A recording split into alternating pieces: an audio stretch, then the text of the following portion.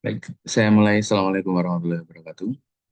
Pada kesempatan kali ini, saya akan melanjutkan mengenai chapter ke-16, yakni mengenai sungai dan banjir. Jadi merupakan bab lanjutan dari bab sebelumnya. Jadi bab ini akan ada kaitannya mengenai pergerakan aliran air dari adanya pengikisan, pengendapan, dan pergerakan. Jadi bab ini akan membahas mengenai bagaimana peran sungai, ya. Bagaimana peran sungai dalam membentuk permukaan bumi. Jadi air yang mengalir itu akan sangat berpengaruh dalam pengikisan, pemindahan, dan pengendapan material. Proses-proses ini dia akan membentuk kenampakan alam.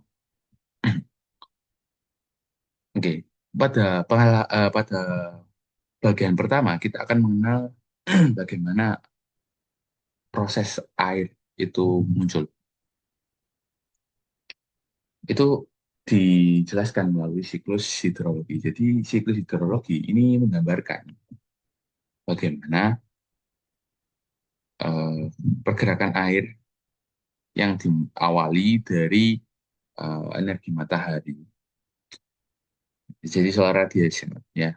Ini yang menyebabkan air di darat dan lautan itu menguap, terjadi evaporasi, dan di awan terbentuk gumpalan-gumpalan yang ada terdapat gesekan, yaitu mengendapkan eh, yang dinamakan kondensasi, mengendapkan embun yang akan turun sebagai presipitasi atau titik-titik air hujan. Dari air hujan itu akan terdapat dua kemungkinan di bawah. Dia akan bisa meresap ke tanah, terjadi pergerakan air tanah, maksudnya air dalam tanah, ya. Bisa saja gitu. Dan kita kenal infiltration, ya. Atau dia bisa mengalir tertampung di sebuah kenampakan seperti sungai. Dari sungai tersebut dia akan mengalir hingga ke muara atau laut. Dalam alirannya itu terdapat beberapa tahap pergerakan yang diawali dari hulu. Jadi hulu ini biasanya di daerah pegunungan, ya, dataran yang lebih tinggi. Terus dia akan menuju muara laut. Sebelum sampai hilir itu ada yang namanya tengah. Di daerah tengah ini merupakan eh, tahap, ya, tahap sebelum mencapai ke hilir. Dan jika sudah sampai ke hilir, alirannya dia akan kembali lagi mengulang dari proses hidrologi siklus.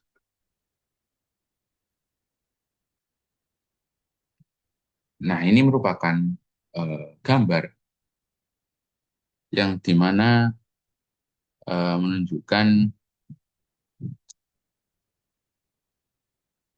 aliran sungai itu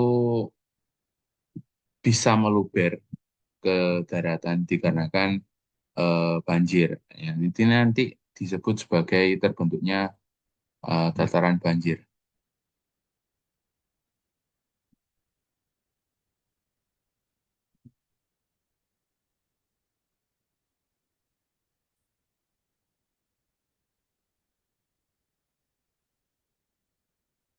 Lalu kemudian di sini merupakan penjelasan dari pola drainase. Ya. Ini merupakan pola drainase. Jadi eh, pola drainase ini biasanya terdapat di daerah aliran sungai. Pola ini tercipta tergantung di mana dia itu berada. Di sini pola dendritik itu biasanya terdapat batuan homogen dan mudah tererosi. Sedangkan radial ini biasanya eh, pada daerah dataran tinggi. Ada juga rektanguler, ini yang batuan retak teratur. Ada juga trelis, ini biasanya pada pegunungan dan lembah yang fokus utamanya di sini adalah berasal dari perlapisan batuan miring.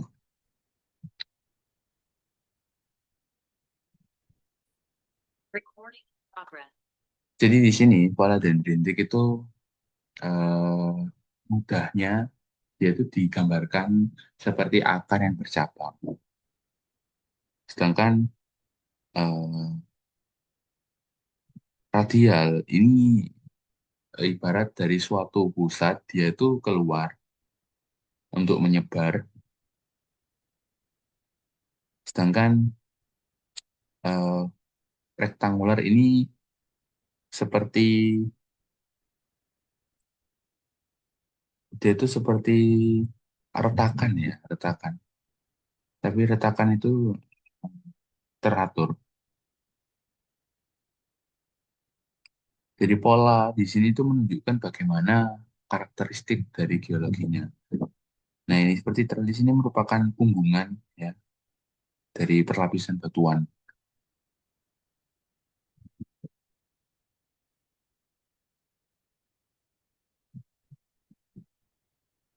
Oke, di sini juga terdapat eh, kecepatan dari air, aliran air itu terjadi ketika dia itu berada di sebuah belokan ya, sebuah belokan dia akan mengalir lebih cepat. Belokan eh, luar ya.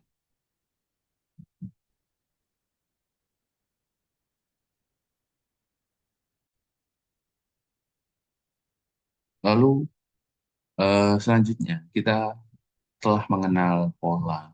Kita akan bahas faktor yang memengaruhi kecepatan, erosi, dan eh, deposisi. Ya. Jadi sebuah sungai itu paling utama dipengaruhi oleh gradien. Ya, jadi gradien itu dia itu merupakan sebuah kemiringan yang memengaruhi kecepatan aliran. Jadi semakin cepat suatu aliran, maka kemiringannya itu bisa dibilang curam. Dan sebaliknya, ketika gradien itu cenderung kecil atau rendah, maka ya kecepatannya tidak begitu besar. Itu untuk gradien. Lalu eh, keduanya adalah kecepatan aliran, di mana eh, kecepatan di bagian luar tikungan itu lebih tinggi, seperti yang dijelaskan pada gambar sebelumnya. Jadi maksimum velocity-nya itu di daerah luar. Jadi kecepatan tinggi dia itu akan mengalami erosi, sedangkan eh, rendah dia akan terendap. Ini tererosi, dia terendap, ya, aksen, aksen ini tererosi, ya, oke. Terus ada juga mengenai bentuk saluran ya. Jadi salurannya semakin celahnya nih, sempit, maka dia itu semakin cepat. Sebaliknya jika celahnya salurannya lebar dan dangkal gitu dia akan melambat. Jadi yang sempit dan eh, dalam itu membuat cepat ya, dan yang lebar dan dangkal dia akan melambat. Lalu ada juga hambatan seperti batu batuan besar itu akan memperlambat aliran. dan meningkatkan turbulennya air.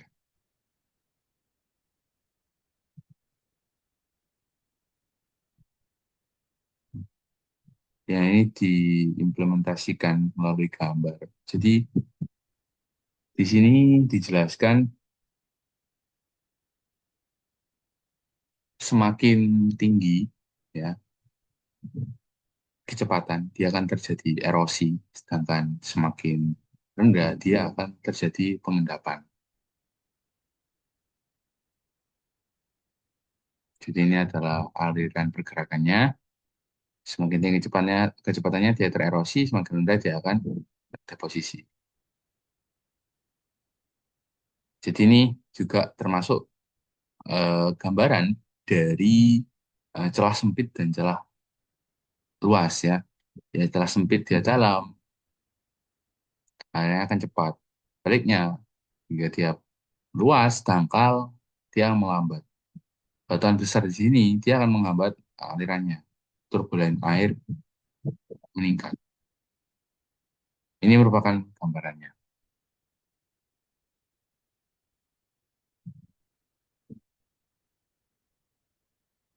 Nah, ini juga merupakan contoh ya. Ini merupakan gambaran pemahaman. Ini untuk visualnya. Ya, di sini dia akan terhambat alirannya berkurang. Oh, maaf, alirannya itu cepat karena dia itu celahnya itu sempit. Tapi kembali melambat ketika dia aliran besar.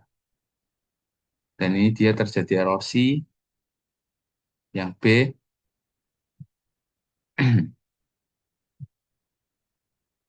yang A, dia terdeposisi dia. Muncul muncul pengendapan. Ini muncul erosi. Yang B, yang A pengendapan. C ini menunjukkan sebuah kecepatan yang dipengaruhi oleh celah sempit dan lebarnya suatu aliran. Ini juga mempengaruhi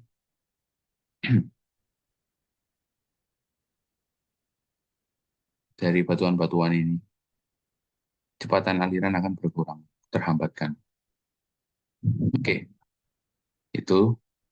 Selanjutnya, kita akan membahas mengenai erosi sungai.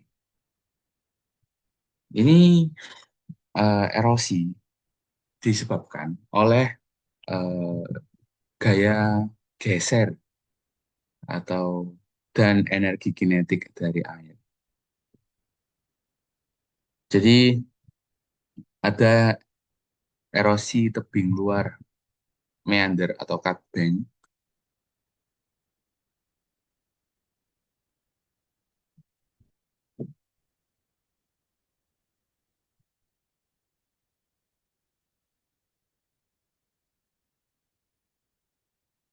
Terus ada juga erosi vertikal, yaitu menciptakan eh, sebuah permukaan yang sempit membentuk V, air terjun. Ya. Kalau dia cut bank tadi yang pertama atau tebing luar meander, dia itu memiliki bagian luar tikungan. Jadi tikungan luarnya itu mudah tererosi karena di bagian luarnya itu terjadi kecepatan yang besar. Jadi seperti yang dijelaskan sebelumnya, bahwasanya di area luar itu kecepatannya maksimum, maka dia itu mudah tererosi. Itu erosi pertama yang namanya cut bank ya. Yang kedua ini erosi vertikal. Jadi erosi vertikal ini biasanya menciptakan air terjun ya, ciptakan sebuah permukaan sempit membentuk V, V sempit ya, itu tererosi. Terus ada yang namanya erosi ke hulu. Ya, erosi ke hulu ini sungai memperpanjang lembahnya dengan mengikis ke arah sumber. Terus yang keempat, ada perkembangan lembah dan bentuk V. Jadi ini melibatkan perpaduan erosi sungai dan pergerakan massa pada dinding lembah.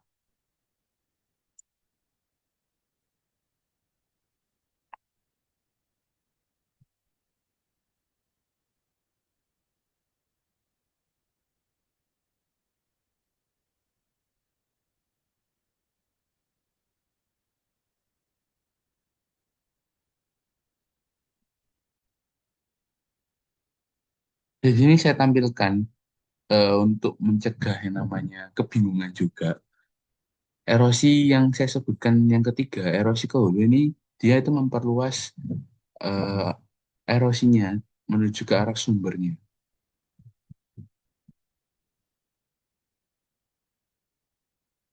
Nah ini, jadi dia itu di area sumbernya terkikis.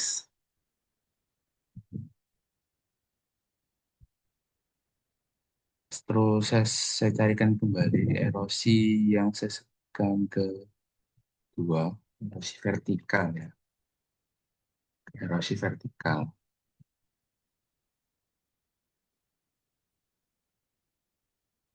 Nah ini dia, erosi vertikal pegunungan dia itu cenderung eh, untuk V sempit dan memungkinkan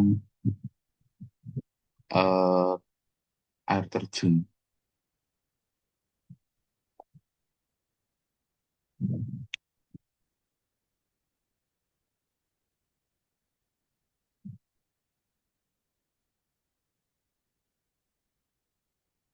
Dia itu curam, erosi vertikal.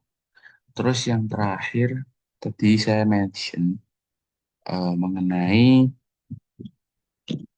erosi per- perkembangan lembah dan bentuk V.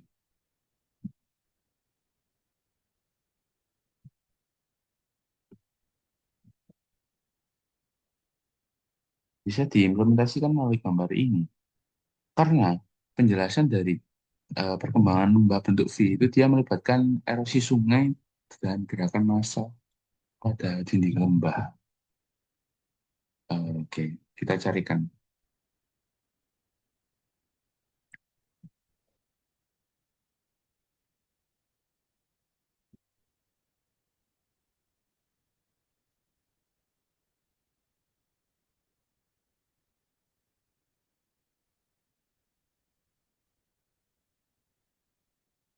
perkembangan lembah dan bentuk V.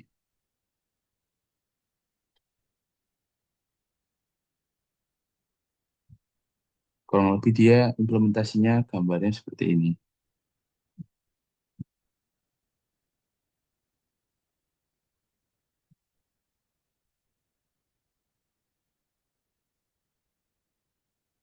Ya,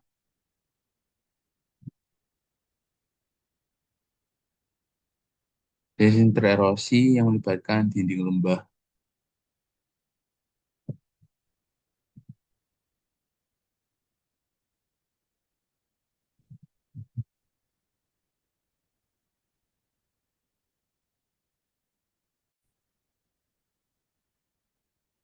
Oke, saya lanjutkan kembali ke sini. Jadi untuk erosi di sungai, tadi terbagi yang pertama.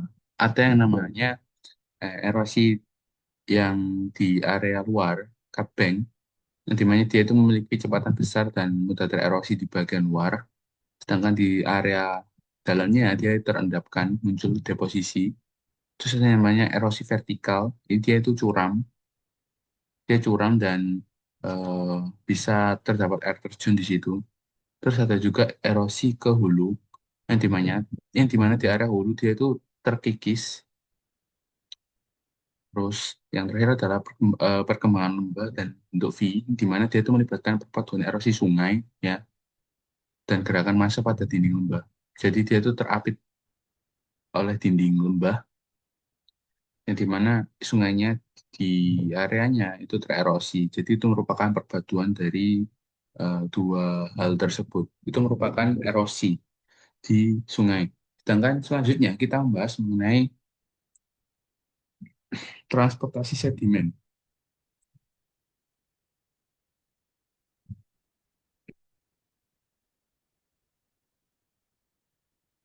Transportasi sedimen di sini, jadi apa aja yang dibawa oleh sungai? Itu ada beban dasar atau disebut bed load ya. Ini materialnya itu meliputi kerikil, pasir, interpretasi gambarnya di sini. Dia itu ada pergerakan meloncat. Nah, pergerakan alirannya air tadi. Jadi kerikil-kerikil kecil ini, batuan ini, dia itu mengalami pergerakan turbulen air.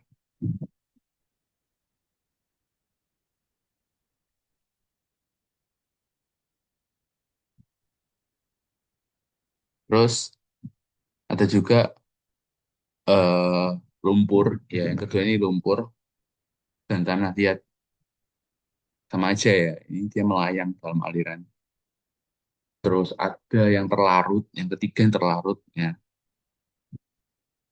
dia terlarut. Jadi ada pergerakan sedimennya, pembawaan material, ada yang melompat batuan, kerikil, ada yang melayang, yakni lumpur, ada juga yang terlarut, ya ini melibatkan pelapukan kimia.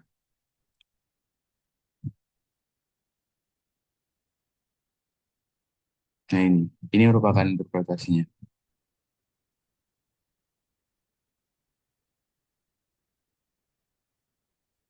Oke, selanjutnya deposisi. Jadi pada deposisi itu ada yang pertama bars. Bars ini merupakan gundukan sedimen. Dia itu terbentuk di tengah atau tepi ketika sungai alirannya melambat. Jadi biasanya emang di daerah tengah hingga ke dalam dia itu cenderung melambat. Maka dari tersebut di situ terdapat bars ya gundukan sedimen. Tadi juga sempat ya nanti kita eh, ya tadi di mana ya di bukan oh ini dia posisi dia di area tengah cenderung ke dalam dan luarnya itu dia tererosi dari bars. Nah ini dia ada map view-nya. Map view dia itu memvisualkan sama halnya seperti penjelasan yang telah saya mention di sebelumnya bahwa pergerakan kecepatan maksimum itu ada di luar. Di daerah dalam dia terendapkan.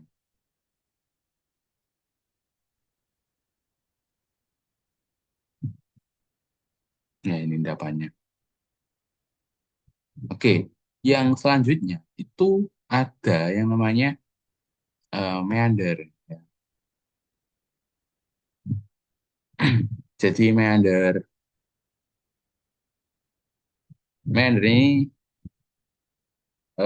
meliputi kalau di luar tikungan dia tererosi, kebeng. Kalau di dalam dia itu terendapkan, point bar. Jadi pergerakan meander itu menghasilkan pola bergelombang dan dapat membentuk potongan meander, cut off, dan menghasilkan oxbow lake, tanah tapal kuda. Ini sempat disinggung juga pada praktikum yang telah dilewati. Nah, ini kan merupakan bagian dari deposisi di area tengah.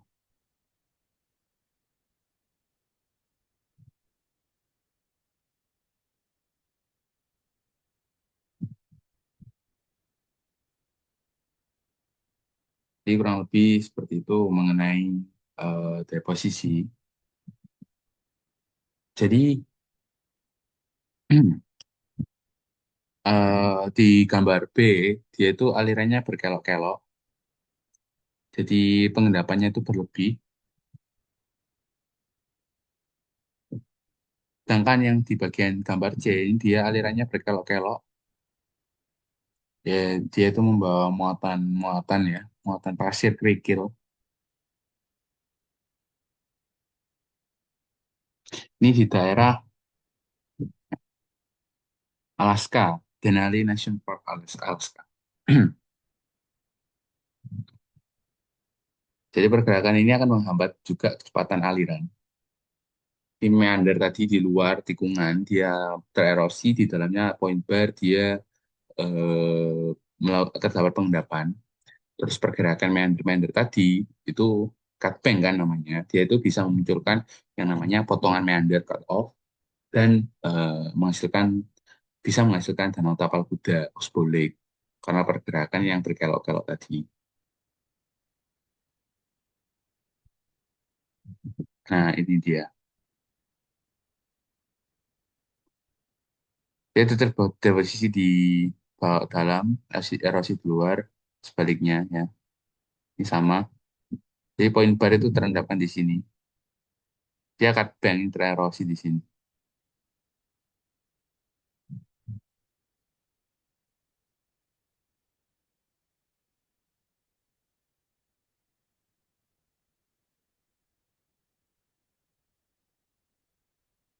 Nah, ini dia.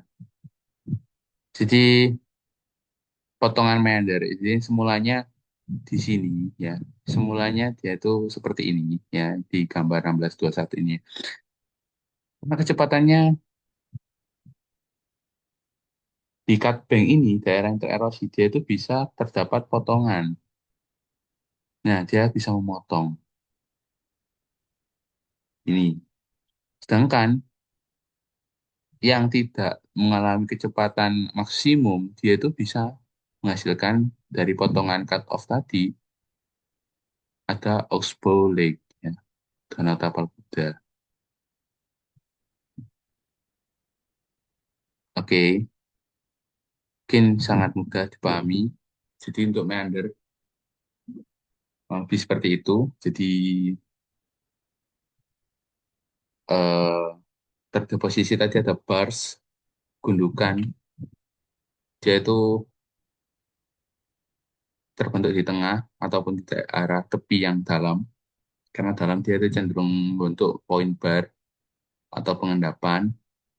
Semakin banyak gundukan, dia akan menghambat kecepatan dari aliran. Terus ada meander, point bar, itu merupakan bagian dari deposisi sungai juga yang kedua. Yang dimana dia di luar itu tererosi, cut bank, yang di dalam itu dia mengendapkan point bar.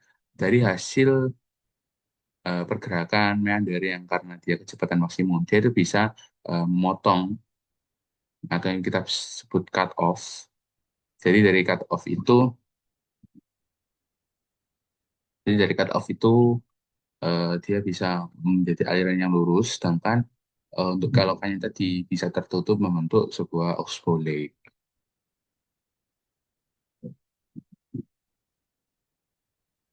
Oke, yang selanjutnya,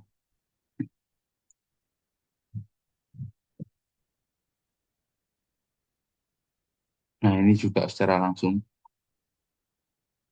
dia terpotong. Ini dia oxbow lake-nya.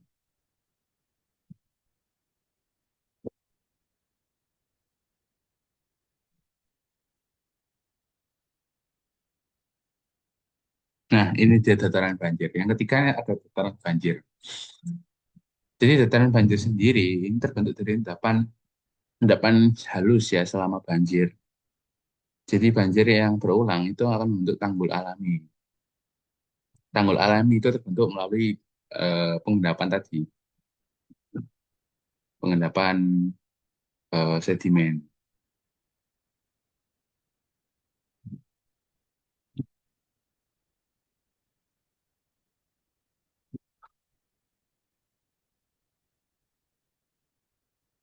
Nih, ketika aliran sungainya itu meluap, dia akan meluber. Dia meluber itu tadi bisa membentuk dataran banjir.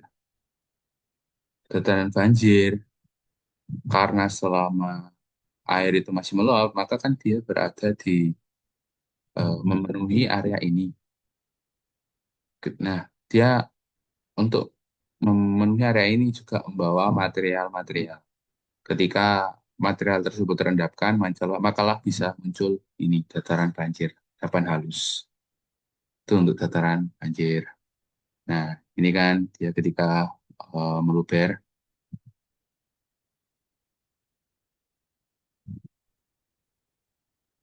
backswam. Itu yang disebut backswam. Ini yang disebut backswam.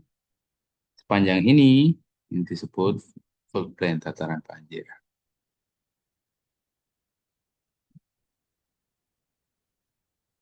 Jadi backswam sendiri itu rawa, merupakan rawa.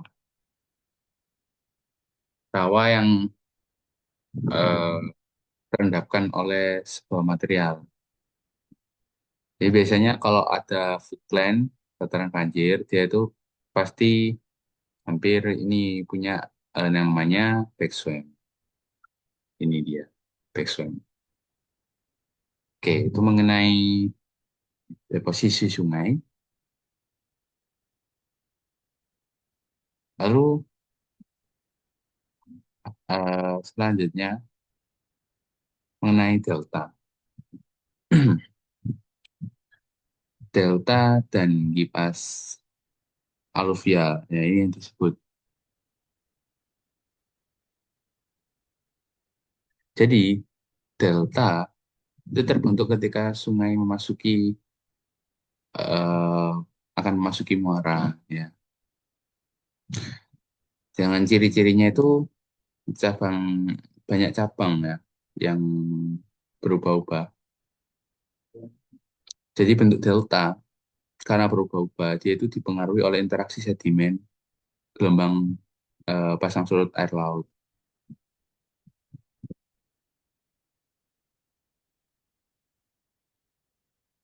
Nah, ini juga merupakan delta.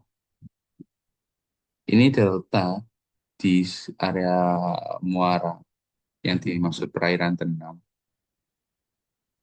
Macam-macam bentuk delta itu tergantung oleh gelombang pasang surut air lautnya dan interaksi sedimen yang terjadi di area tersebut. Nah, ini merupakan contoh dari aliran sungai yang akan menuju laut, tapi dia karena membawa hasil endapan tadi interaksi akan sedimen, jadi bentuknya ini variatif.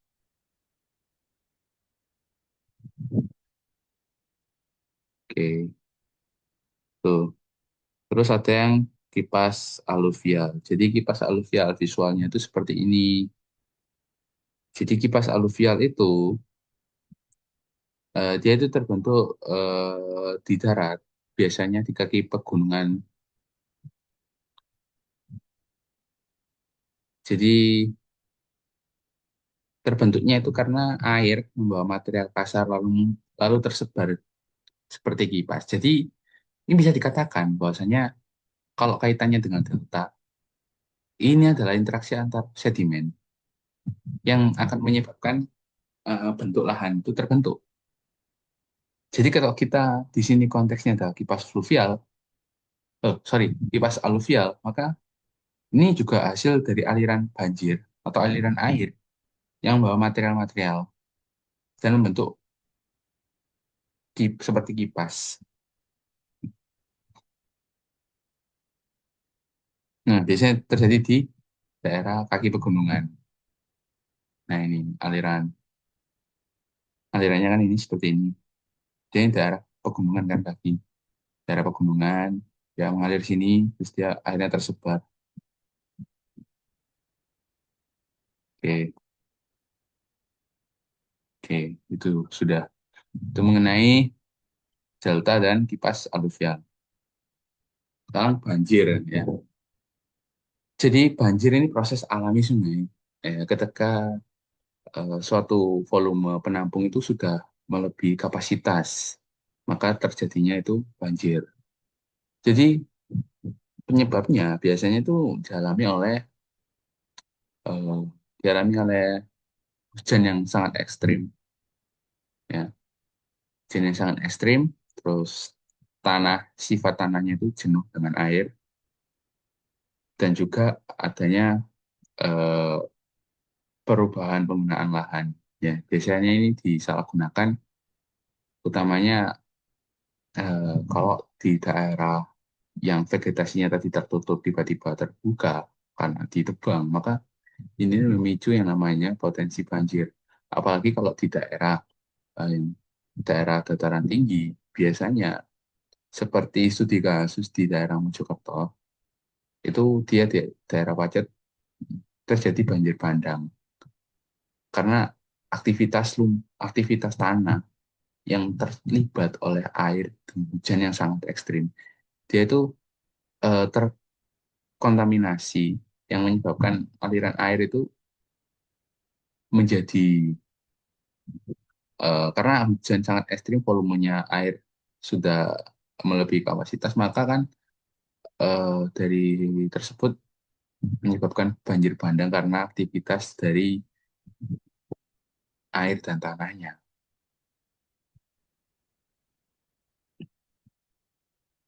Nah, ini ada jenis banjir yang namanya jenis banjir perkotaan, urban flooding. Jadi ini biasanya banjir perkotaan itu permukaan kedap air ini seperti aspal dan bangunan. Dia itu meningkatkan aliran permukaan dan mempercepat banjir. Nah, sedangkan banjir bandang, flash flood ini di daerah pegunungan. Dan ini lebih warning, ya, sangat di warning sekali kalau semisal ada banjir bandang. Cara mitigasinya pun berbeda dengan banjir di perkotaan.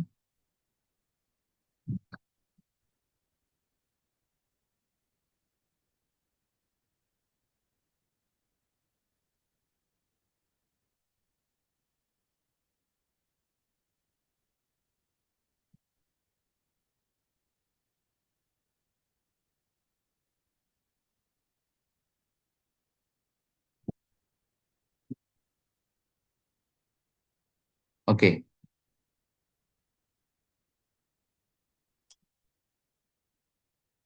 Hmm.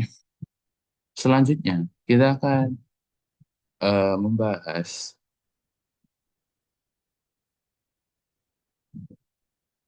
ini merupakan contoh banjir bandang, ya.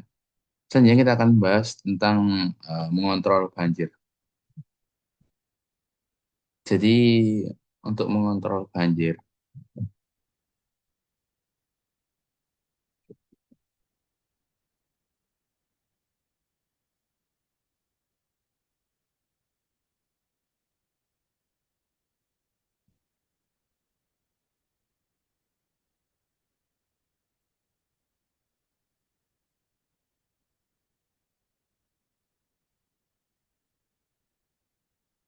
mohon maaf, tadi ada sedikit agenda krusial.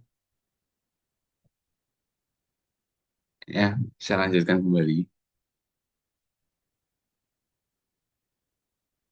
Sebenarnya jenis banjir tadi saya lanjutkan sedikit, ada yang namanya banjir 100 tahun, tapi ini memiliki probabilitas kemungkinan yang sangat kecil. Jadi saya skip saja. Sebelum ke controlling floods, cara mencegah penanganannya itu gimana?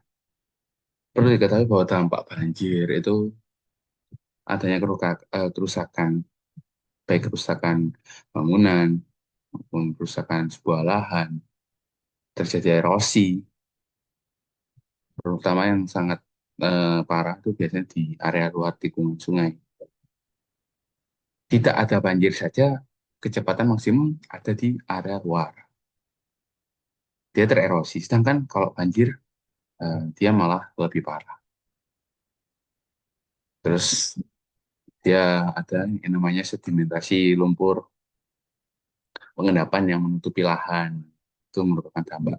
dampak. Jadi untuk pengendalian banjir sendiri, itu ada beberapa. Seperti bendungan. Jadi bendungan ini dia menahan dan sekaligus mengatur aliran. Terus ada yang namanya tanggul. Ini tanggul buatan. Jadi tanggul buatan ini mencegah air keluar dari aliran alurnya. Sama-sama untuk menahan dan mencegah untuk keluar dari aliran bendungan dan tanggul ini. Terus bisa menerapkan riprap atau dinding beton. Ini sama tujuannya. Jadi agar tebing-tebing ini tidak tebing-tebing ini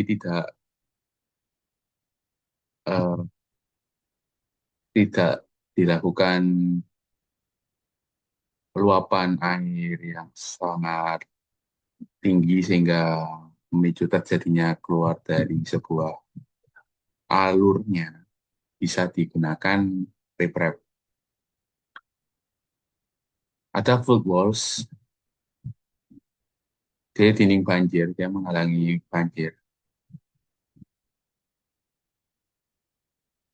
Jadi ada juga yang terakhir bypass atau dan basin retensi. Dia itu membagi aliran untuk menurunkan debit sungai utama. Oke, saya simpulkan dari penjelasan saya. Pengendalian banjir itu dapat dilakukan melalui bendungan, membangun bendungan, tanggul, ada dinding, beton riprap, dan footwall. Semua itu memiliki tujuan yang sama, yakni sama-sama dia itu membangun sebuah penghalang untuk menahan aliran air agar tidak keluar dari alur. Pada intinya itu seperti itu. Sedangkan untuk yang bypass basin retensi, dia itu cenderung membagi volume pada aliran utama. Jadi debit air yang di area sungai utama itu bisa terbagi di daerah bypass dan basin retensi. Jadi ini ibaratnya kalau dikasih air yang terlalu banyak, dia itu membagikan agar tidak meluap pada alur di bagian area tersebut.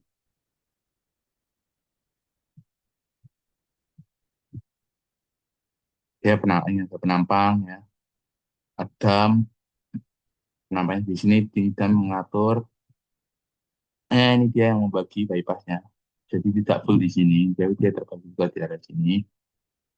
Kita full wall, dinding, ya ini merupakan konsep visualnya. Ini mudah dipahami ya, ini dinding mencegah ini airnya tidak keluar. Ya, meningkatkan dindingnya lah. Terus ini membagi aliran utamanya, debitnya agar tidak kumpul menjadi satu aliran di aliran utama. Ini juga sama dinding, penahan. Ini untuk mengatur dari reservoir ini dengan ini. Oke, ini merupakan contoh saja dari kawasan yang terdampak.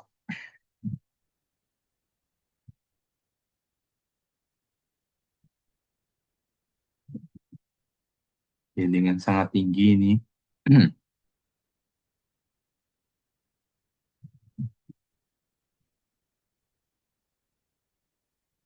Oke, selanjutnya mengenai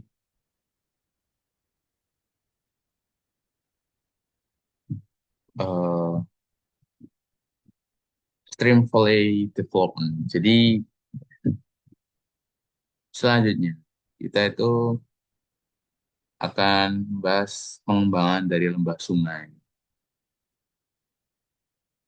Jadi pengembangan lembah sungai itu ada yang pengikisan ke bawah dan tingkat dasar.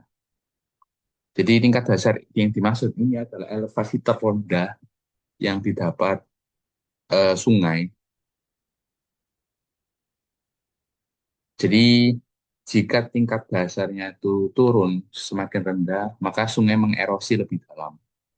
Jika tingkat dasar atau elevasi terendahnya itu naik, dia itu mengendap.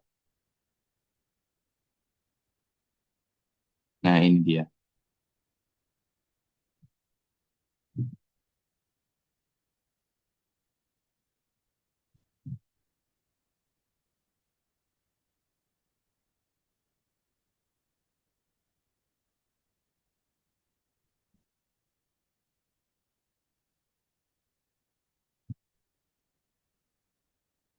Terus ada juga pengikisan lateral. Ya. Pengikisan lateral ini sungai dengan sungai dewasa itu memperlebar lembah dengan erosi di luar tikungan.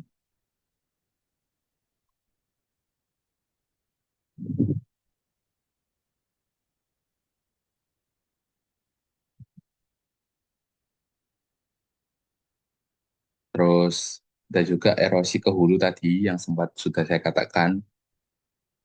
Jadi dia terkikis di area sumbernya. Terus ada juga teras sungai, ya, teras sungai. Jadi teras sungai terbentuk dari fase pengendapan menjadi erosi. Nah, teras ini itu dataran tinggi di atas alur sungai, bekas dataran di masa banjir purba. Atau bisa dimaksud dia itu banjir terdahulu, terus dia itu tererosi. Jadi ini adalah dataran banjir baru, Teraces. Teraces ini merupakan banjir lama yang tererosi. Jadi ini dia tererosi yang sebenarnya dia ini merupakan satu kesatuan utuh.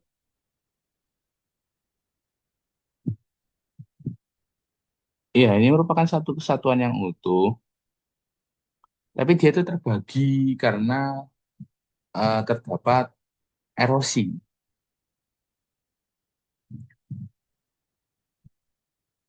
Ya, ini bisa katakan ini ya, ini contohnya dataran banjir. Terus dia itu meluber tererosi yang dari ininya,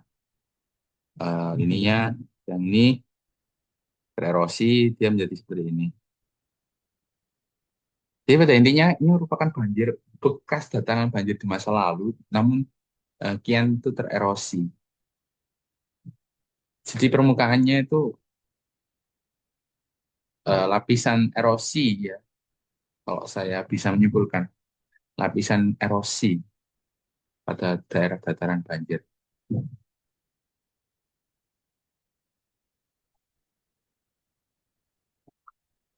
Ini sama meander daerah luar dia itu seperti tadi kecepatan maksimum bisa membuat cut off terpotong dan membentuk oxbolet. Ya itu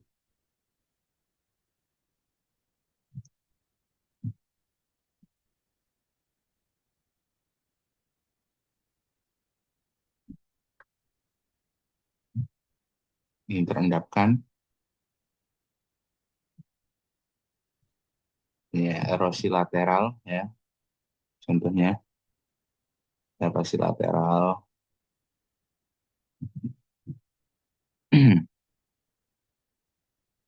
Dia memperlebar di area luarnya.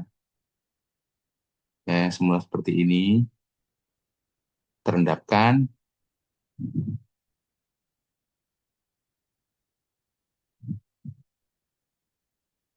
Ini adalah erosi lateral. Dari awal yang seperti ini, mengendap, terus dia memperlebar endapannya. Itu erosi lateral.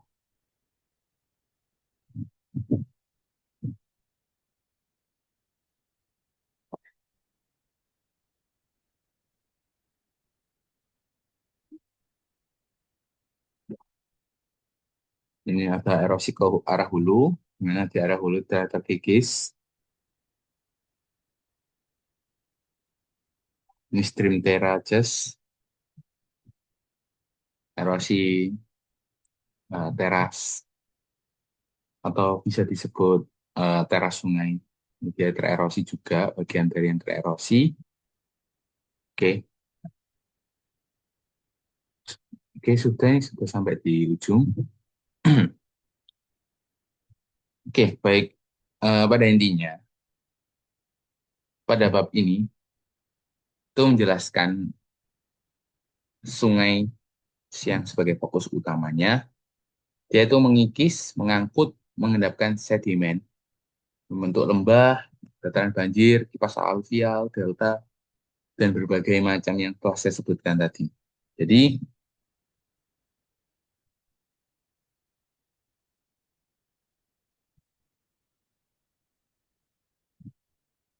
jadi dari siklus kita bisa mengetahui siklus air itu bagaimana sehingga dia turun melibatkan resapan tanah dan permukaan air yang akan menampung sehingga mengalirkan air sampai ke hilir dari hulu ke hilir ya.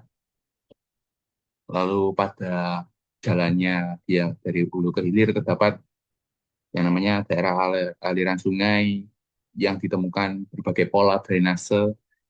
Dan dari pola drainase dia akan mencerminkan bagaimana karakteristik geologi di kawasan tersebut. Ada dendritik, yaitu homogen, batuan homogen tererosi, ada radial, dia biasanya di daerah gunung, ada rektangular, yaitu batuannya yang tetap teratur, terus ada telis, yaitu karena pelapisan batuan miring, terus untuk mengetahui ada faktor yang mempengaruhi erosi, deposisi, dan kecepatan aliran.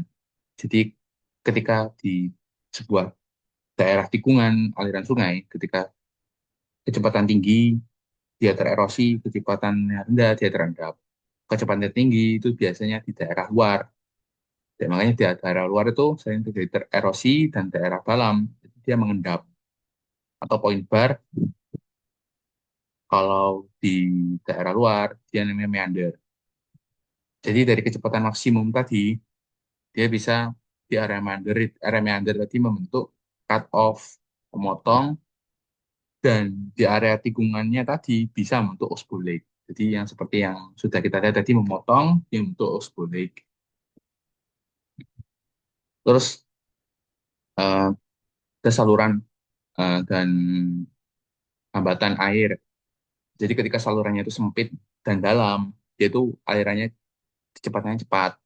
Namun ketika saluran dari air itu lebar, dia dangkal, nggak dia lambat.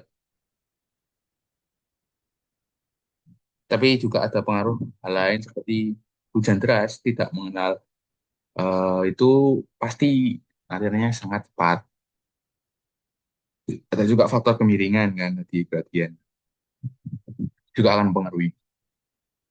Hambatannya itu bisa berbagai cabang batu yang terendapkan. Misal tadi batuan gundukan sedimen yang mengendap di bagian tengah-tengah-tengah, dia akan membuat celah-celah yang membuat aliran airnya itu melemah atau turun lambat ya. Terus ada eh, deposisi sedimen. Jadi deposisi sedimen itu tadi gundukan-gundukan yang membuat aliran melambat tadi ya. Kita meander point bar yang sudah telah dijelaskan, terus membentuk endapan halus dataran banjir karena dia sudah melampaui volume pada kapasitasnya.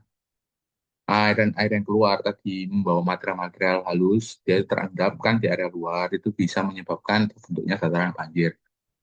Terus ada transport, jadi apa yang dibawa oleh air itu beberapa material seperti kerikil, pasir, dia itu bergerak loncat-loncat ya, saltation ya, sorry, saltation atau disebut bed load ya.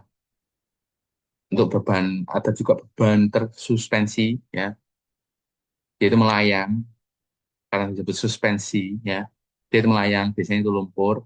Kalau beban dasar bed load tadi ada kerikil pasir yang meloncat-loncat, kalau gradient, terus ada juga beban yang terlarut. Biasanya ini sudah terkontaminasi oleh pelapukan, hasil pelapukan kimia. Terus ada delta, delta dan kipas aluvial. Kalau delta ini biasanya di arah muara sungai ya, mendekati sungai, mendekati laut ya. Delta yang terbentuk dia itu tergantung oleh interaksi sedimen dan gelombang dari air laut, pasang surut air laut itu. Jadi delta bentuknya bermacam-macam ya. Biasanya delta ini biasanya di arah muara laut. Itu untuk delta. Sedangkan untuk kipas aluvial, dia itu biasanya di daerah kaki pegunungan atau di daerah pegunungan. Aliran dari pegunungan itu turun, dia itu membawa material sehingga pembentukannya itu bisa menyebabkan seperti kipas. Terus yang terakhir ada banjir.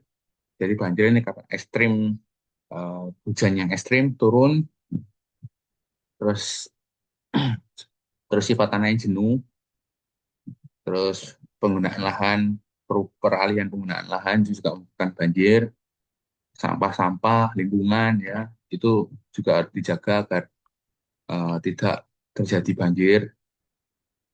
Jadi itu untuk terjadinya penyebabnya. Sedangkan untuk jenis banjir ada banjir perkotaan, banjir bandang. Perkotaan ini simpel, ya, simpel lingkungan ya. Lingkungan seperti yang tidak terjaga, sampah, terus terus aliran dari bagaimana aliran di saluran permukaan area kota itu seperti apa itu akan mempengaruhi bagaimana bagaimana air itu mengalir di daerah kota. Jika salurannya itu tidak tersusun atau tidak terstruktur, maka bisa menyebabkan aliran air itu mudah meluap ketika terjadi hujan yang sangat lebat. Maka dari itu banjir perkotaan ini biasanya disebabkan oleh lingkungan seperti sampah dan drainasenya seperti apa. Nah, itu dia. Mau banjir bandang, ini dia melibatkan tanah jenuh, biasanya terjadi turun dari daerah pegunungan ke daerah dataran rendah. Jadi air hujan yang ekstrem dan tanah dengan sifatnya yang jenuh, dia itu mencampur dan menyebabkan akhirnya banjir bandang. Itu lebih berbahaya daripada banjir perkotaan. Dampaknya itu kerusakan ya, sudah pasti kerusakan erosi. Erosi yang paling parah ini daerah di tikungan luar sungai ya. Seperti yang saya sudah jelaskan sebelumnya bahwasanya di area luar sudah tererosi kecepatan maksimum. Kalau jadi banjir dia lebih parah. Dia bisa menghanyutkan rumah-rumah yang kurang kokoh, jembatan ya, banyak lainnya. Dan juga sedimentasi dari lumpur yang tertransport akan menutupi beberapa lahan atau rumah. Pengendaliannya bisa membuat berbagai tebing penahan bendungan, tanggul, dinding beton atau riprap, terus foot wall, juga pembagian debit air melalui bypass. Terus ada perkembangan lembah sungai yang terakhir, yaitu ada pengikisan ke bawah tingkat dasar dan tingkat dasar, yang dimana tingkat dasar ini adalah elevasi terendah yang didapat sungai. Jika tingkat dasarnya itu turun, sungainya mengerosi lebih dalam. Jika naik, dia itu terendap. Ada juga pengikisan lateral. Lateral dia itu di daerah dalam kan sudah terendap kan tadi membentuk point bar. Nah, dia itu meluaskan, melebarkan erosi di luar tikungan. Jadi daerah dalam kan terendap, tapi dia itu lateralnya itu mengerosi, eh, dia itu memperlebar di daerah luar erosinya. Itu pengikisan lateral. Dan juga erosi ke hulu, yang dimana ini daerah sumbernya itu area yang lebih tinggi, dia itu terkikis, dan terakhir adalah daerah sungai. Seperti yang saya sebutkan, dia itu merupakan lapisan lapisan yang sebelumnya memang sudah dinyatakan dataran banjir, tapi dia tererosi kembali. Oke, mungkin itu saja yang dapat saya sampaikan mengenai bab ke-16 tentang banjir dan sungai. Kurang lebihnya mohon maaf apabila atas penyampaiannya masih kurang. Dan ini akan menjadi bahan pembelajaran saya untuk lebih baik ke depannya. Mohon maaf, sekian presentasi saya cukupkan. Wassalamualaikum warahmatullahi wabarakatuh.